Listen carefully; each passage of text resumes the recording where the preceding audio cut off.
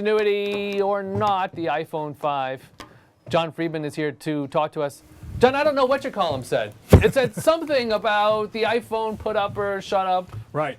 You can check it out on MarketWatch.com. Perhaps you'll have a better sense of it than I. But Jon, tell us. What are you saying? What's the matter? I'm saying, well, here I am. I'm saying that Tim Cook has a lot of pressure on him. The iPhone 5 is coming out one of these days, someday. We don't know when. He's not saying when. We don't know what it's going to be called. It's called iPhone 5. But this whole Siri flap, I think, has made Apple look not so formidable as usual. Right. When Steve Jobs was alive and well, Apple was alive and well, and every product, every iteration of the iPhone was a huge, huge marketing success. Now you have the last iPhone and this whole Siri component, which I think stinks. Okay, let's look at the calendar of release dates. We can see that. There it comes.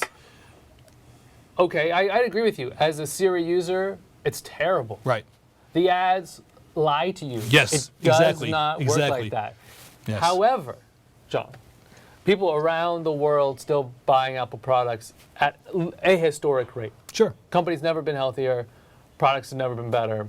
So I don't see if Siri is not so good, that does not seem to have been crippling to Apple.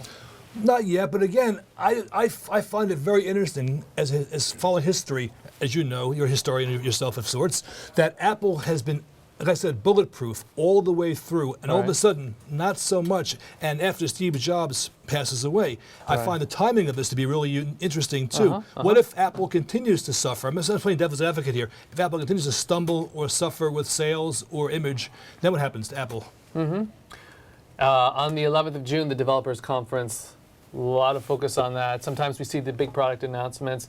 TV, of course, is a hot topic out there for Apple aficionados. What do you think about that as a product?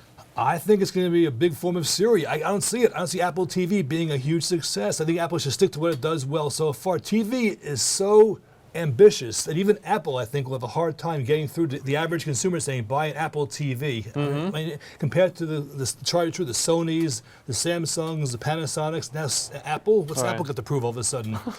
I am voting for Apple and not against it, Jon, but we will see. We'll have you back in just a few days, perhaps, as the Developers Conference is going on. That sounds great. And we will put your theories to the test. Jon Friedman of MarketWatch, thanks for being here.